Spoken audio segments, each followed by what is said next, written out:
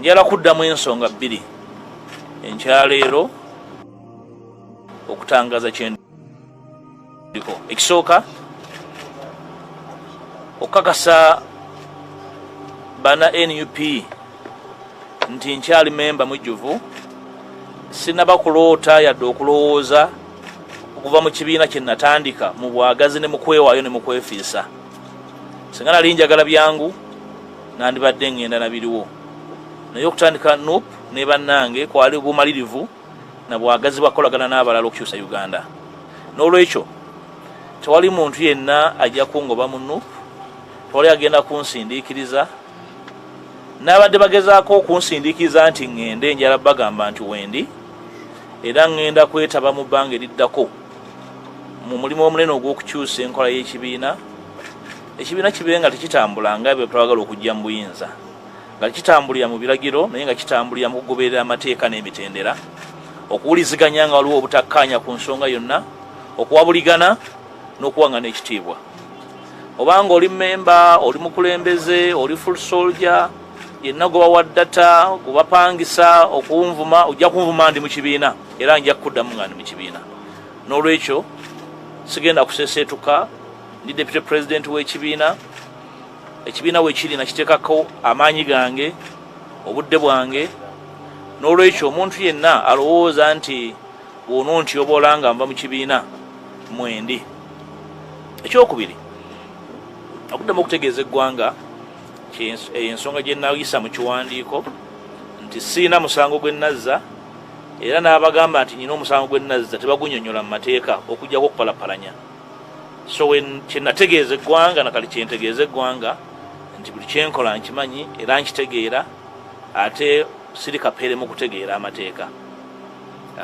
Ekyokusatu, okutegeeza abo bonna betukkaanya mu Uganda gye twagala okuzimba empya nti nja kubeera nammwe era sijja kukyuka era sikyukanga, naye okujjako okweyongera obumalirivu, naddala nga ndaba embeera eyagala okujjawo ey'okusindiikiriza, okunyigiriza n'okutyoboola abantu abakoze byonna kye tusobola okuzimba wetutuuse.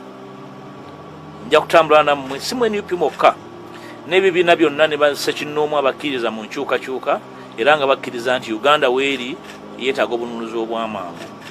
Kineeraliikiriza nti mu kiseera Omwami Museveni amaze okulangirira obwakabaka bwe, ate ffe abaagala enkyukakyuka tuli mu kulwanira bukunkumuko na bitole bya mmere. Tukwaniriza ku Mugisha Nandi Tours and Travel. Oyagala kusoma, kulambulako oba kutambula na mwagalwawo, tukukolera ku students visa mu nsinga Canada, America, German, Netherlands n'endala nnyingi. Ate gwe visa yalema, Mugisha Nandi Tours and Travel ky'ekyokuddamu kyo. Tulina obumanyirivu mu by'okukola ku visa n'osobola okutambula. Tukuwa n'amagezi ga wandyagadde okukolera e Bulaaya. Mugisha Nandi Tours and Travel ekuyamba okkulungamya okufuna obutuuze, tulambuza saako n'okufunira ebifo eby'omulembe aw'okusula n'okukyakalira mu Uganda. Tusange ku Kalungu Building okuliraana City Square, Kampala Road, Level 4, Room 1. Okumanya ebisingawo tukubireko. Nga Mwami Museveni amaze okuzza wakikyuka ebyokulonda ketugamba nti kaakwata mu kalulu akaggwa, ffe ekibiina nga NUP ekisinga obunene mu opposition tuli awo, tuli mu kwemagaza nga zadde ekifudde. Tulina kye tulowoozaako, tulina kye tutegeeza ggwanga, naye tuli mu mbeera ya kinyumu. Ngenda kwetaba ne bannange bwe tuli mu kuvuganya nga nsinzira mu kibiina kyange n'okwagaza ekibiina kyange ddala okwagala enkyukakyuka so si okwagala n'okwenyumiriza mu kinyumu. Tukole ebyo ebisoboka nene munda mu kibiina okulaba nti wabeerawo enkyukakyuka ezinaalambulula enkwata y'ensonga, enkwata y'ensimbi, enkwata y'obukulembeze n'empisa mu kibiina okutwaliza wamu, kubanga kye kimu ku bintu ebyekkekwa mu kibiina kyaffe. Njagala kuwugumya bannayuganda naddala abawagizi baffe abali ebunaayira. Bannaffe abali ebunaayira batuwagidde nnyo okuva bwe twatandika NUP. Beewaayo nnyo obudde bwabwe, ssente zaabwe ze bafuna mu bugubi okuyimirizaawo emirimu gy'ekibiina. Njala bategeeza nti sigenda kuseeseetuka ku ebyo bye mumanyiiko era bye nkyaliko. Ekyokubiri nti nze ne bannanga abalowooza nti tuziŋŋamye okukwatagana okulaba nti tuteekawo enkyukakyuka ez'omuggundu mu mateeka agafuga ebyokulonda kubenga okwetaba kwamwe mu byobufuzi tekukoma kuteeka biwandiiko ku mitimbagano na kusonda ssente naye nga musobola okulonda musobola n'okubaako bye mubuuza mu butongole ne buddibwamu nga bannayuganda ab'obwebange nga mwe mulina okuteekawo ennongozi za musemateeka okulaba nti bannaffe abali e bulaaya abali e bunaayira abali mu nsi nga babonaabona beetaba mu kukyusa eggwanga lino so si mu bigambo bugambo. Ekisemberayo ddala njagala okukakasa bannanuupu nti ndi nammwe wendi era buli nsonga yonna gye tutakkaanyaako tujja gitereereza mu kibiina naye ng'enkola y'ekibiina gye ngenda okutabamu okukyusa. Ebale nnyo. Some question? Yes, sir.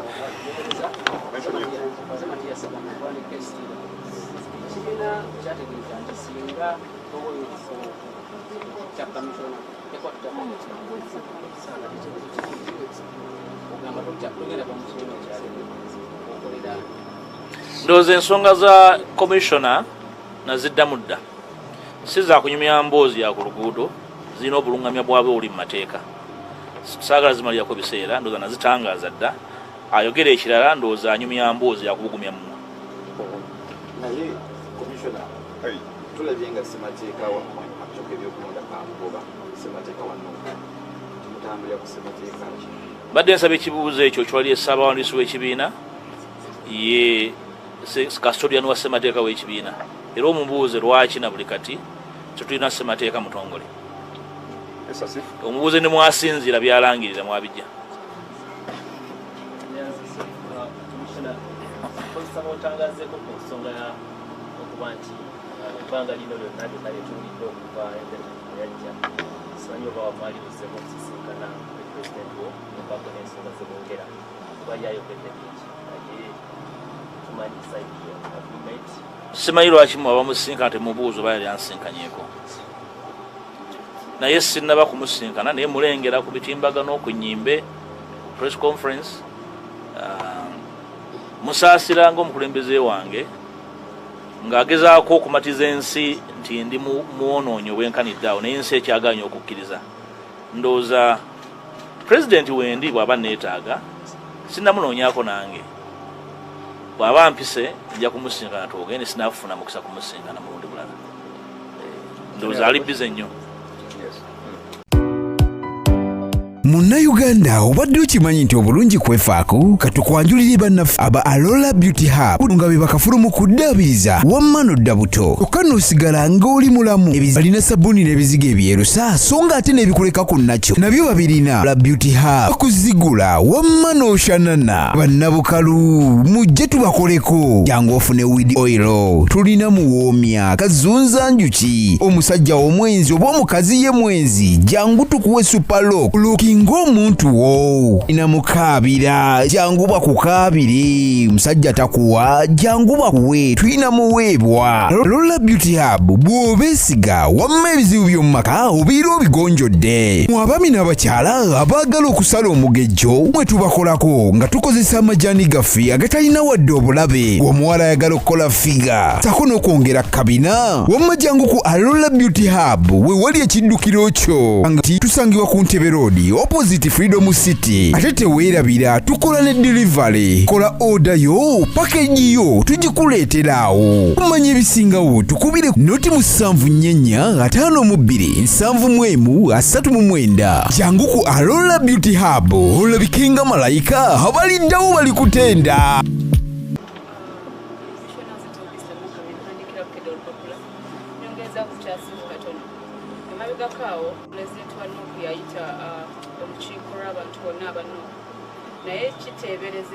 Abantu bonna abanuupu nga be baana ababaka bannuupu naye kiteeberezebwa nti tewaliyo. I just want to confirm with you oba waliyo. Ekisooka okusalawo okugenda mu lukiiko nze mba nsazeewo era bwe ngamba sijja kugenda era nze mba nsazeewo. Olukiiko olwo lwampitibwamu naye nga tewali nsonga ya Simba eruntwalamu. Simanyi oba mwamanya ebyafaayo nga byali bya Simba ebyaluvaamu.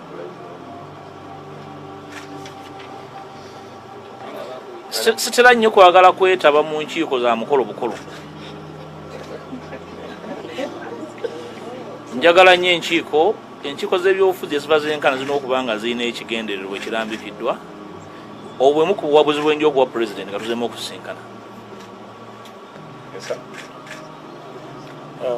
Amanya zitweyo nti bakolera nti nekika njala kubuuzaako ku nsonga yabagamba nti weekwekanya obwakabaka lwakugambako ngaobuza wekitiibwa waaki naye ng'ate eno byoka nga tebijjamu ekyo nga kiriwa kyenkola nga ziraga nti walya ssente okusinziira ku bbaluwa eyanno kati ndi ku peegi ki naawe ekisooka ekitiibwa tibakigabira ku luguudo oyo yenna akementererwa emmeeme olw'ekitiibwa nyinimu kye yampa alina obusaasizi bwange. Simanyi gwammwe gy'ova olina ab'ebitiibwa bameka ku kyalo oba mu famire, naye nange sajjuza foomu nyinimu yasiima bw'aba asiimye ate yansiima ndi mulenzi muto myaka 21 n'olwekyo ekyo sikyetondera muntu yenna naye kirumya abantu abamu omutwe simanyi kyabbakolera ate kisobola kukizaayo wa nyinimu kuba tewali nsonga lwaki nkizaayo naye nkyenyumirizaamu nnyo kubanga nyinimu yandera era sisobola mmwegaana. Tulabye abantu bangi naddala bawakisa Kabaka obwakabaka namu abakulembeze bano ensonga ezo bagenda gikwata mu kyalo. Ekibuuzo ekyo nze abantu badde kibuuza balala ku rekodi nze omukulembeze yavaayo okubagambako nga batiibwa buli muntu abatyo bagambako. Sirowooza nti omuntu avuma abantu alina kyatugattako naye era nkimanyiiko nti waliwo abamu mu nuupu abamu ku ffe abaagala okuteekawo oluwonko n'institutions ezimu mu bugenderevu naye nga teboogera gwe bakolera. Manyi kigenderere naye situjja kikkiriza kyenjogeddeko ku discipline gye tulina okuzza mu NUP. weewala abafere leka nkwanjuli Ham Connect UG ye kampani egenda okufunira omulimu ebweru w'eggwanga. Tulina emirimu egy'abawala n'abalenzi mu mawanga nga Iraq, Saudi Arabia, Iran, Bahrain, Qatar n'amawanga amalala mangi. Wano ku Ham Connect UG tutunda n'okugula emmotoka ssaako ne airport taxi. Gwe omwana ow'obuwala olina passport oba tolina, jangu ku ofiisi zaffe. Ham Connect UG emirimu gy'abalenzi nagyo tugirina nga ba security guards, ba cleaner, ba housekeeper. Gwe ayagala okumanya ebisingawo tusange ku FB Tower Building ewa Bakuli room number C03 oba tukubire ku namba z'essimu zino noti 75573936 ne noti 7551559193. Ffe aba Ham Connect UG tutuukiriza ekirooto kyo.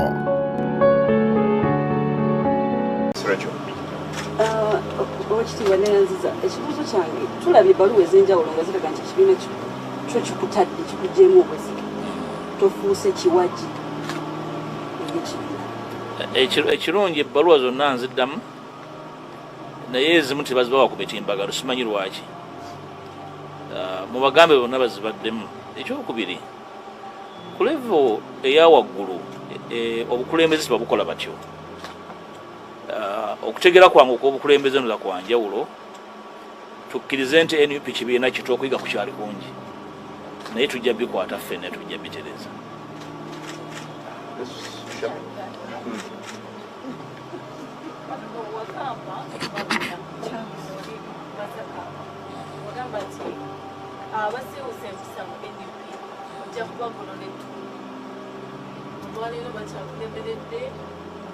Era okugolola abantu ettumba si mukolo tujja bakuŋŋanya ku mukolo oba manseeko amazzi wagola ettumba.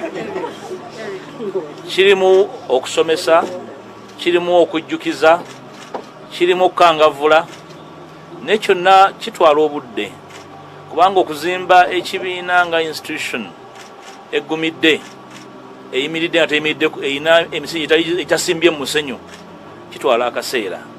Ndowooza nti tuweebwe obudde mu kaseera kano buli muntu tumulaba waayimiridde ku discipline mu kukola ebituufu mu kugezaako okutyoboola abalala. Ndowooza byonna tubiwa obudde ne bannayuganda abatufuula kye tuli batulaba bajja kutwawulamu ebiseera nga bitambula. Kyenjala okuddamu kyenjogedde nti sijja kuva mu NUP naye nja kugibeeramu ng'olwo ettumba abo abalowooza nti bajja gitwalanga ekintu ekyokusaaga.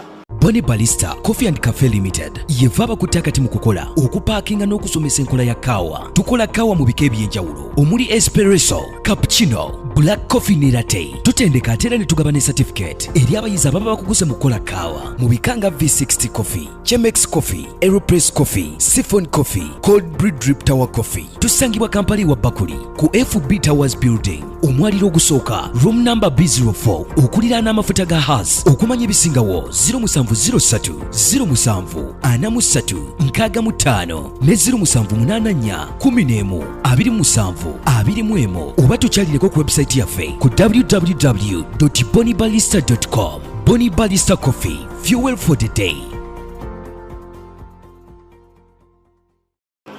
Ensonga z'e Masaka naziwaako obuwabuzi era obuwabuzi obwo buli ku record. Ebyo walaba bye biviira mu batawulira. Singa bampuliriza nga Ssekanyolya tibyandibaddewo. Naye ndowooza nti yali lesoni nnene eri abo bataagala kuwuliriza n'abalowooza nti osobola okutambuliza ekibiina ku biragiro n'obwetaavu bw'abo abantu abatono. Okuwabula kwange kwe nawa e Masaka nkyakuyimiriddeko nti ebintu ebimu birina okuyimirira. Buli muntu ategeere gy'alina okukwata. Waliwo abaatumwa ku mugga ne bagenda kuleeta mafuta. Waliwo baatumwa enku ne baleeta ssanja. N'olwekyo singa tuwuliziganya ebintu byandibaddewo. Tekyabadaza ku Masaka Road, Chiwawo ku Mityana Road, Busunjo, Baka, Mende Kohima Road, Bombo Road, Gayaza Busiika, Gayaza Kayunga n'okwetulula Mukono yonna saako mu bitundu bya Uganda eby'enjawulo. Basoloza amayumba g'abapangisa era nga bazimba n'okuwa pulaani z'amayumba. Ssentale be bokka abakulaakulanya omuntu wa wansi n'okumuzzaamu essuubi. Onoonya ekifo eky'okuwummuliramu nga kirina spa ey'omulembe omuli sawuna, massage ne steam bath. Ffe aba Nina Guest House tulina luumu eziri self-contained nga nnungi nnyo. Kosta ne restaurant erimu emmere empoomu eya buli kika. Gwe anyumirwa omupiira ne pool table jangu buli kimu weekiri. Parking ey'obwereere, security ennungi nga ne privacy y'abaclient baffe yankizo nnyo gye tuli. Tusangibwa ku Hoima Road e Namuŋŋoona nga waakava ku Toto okumpi ne Gombe SS. Tukubireko kati ku noti 75464215 oba noti 761489 noti emu noti 4. Nina Guest House, a home away from home. Oyagala okuteekerateekera omukolo ogw'obuvunaanyizibwa ngenda mu bannaffe aba Top Care Restaurant abasangibwa e Nalukolongo ku kizimbe ky'Amakanga wano ku Masaka Road nga balina abafumbi abatendeka obulungi ate nga bateekateeka emikolo egya buli kika. Bannaffe aba Top Care Restaurant bakola ne outside catering saako ne delivery. Emmere ekutuukako awo wennyini w'oli. Kola order yo kati opiyo. Kuba ku nnamba y'essimu eno bakubire ku noti 7 noti emu 28 55 25 oba noti 772443 bannaffe aba Top Care Restaurant bakola omukolo gwo n'otaguddamu. Gwe omuzadde eyitaze essomero erigenda okubangulira omwana wo nga muyiiya mukozi ate ayite ne first grade katukwanjulire Shehan Standard Day and Boarding Primary School abagenda okuteeka ebyensoma by'omwana wo ku mutendera ogusingira ddala. Empisa, eddiini, ebyemizannyo n'obuyiiya bwonna tubikulembereza ddala ng'ate ebyokulya n'ebyensula bya mulembe ddala. Tulira n'entambula eri abayizi abaviira ewala. Gwe ate omuzadde eyandiyagadde omwana wo okuyita ne first grade totunula obulala wonna. Okwewandiisa kugendera ddala maaso okuva ku nursery paka ku kibiina eky'omusanvu. Day ne boarding ng'ate n'ebisale birungi ate bisobokera ddala. Jjukira nti requirements zonna omwana wo azisanga ku ssomero. Tusangibwa Lubaga mu Bulwa Zone okuliraana 24/7 motel. Gwe ayagala okumanya ebisingawo tukubire ku noti 773 73 359 ne noti 757 noti 6 26 96. Shehan Standard Primary School. We invest in education.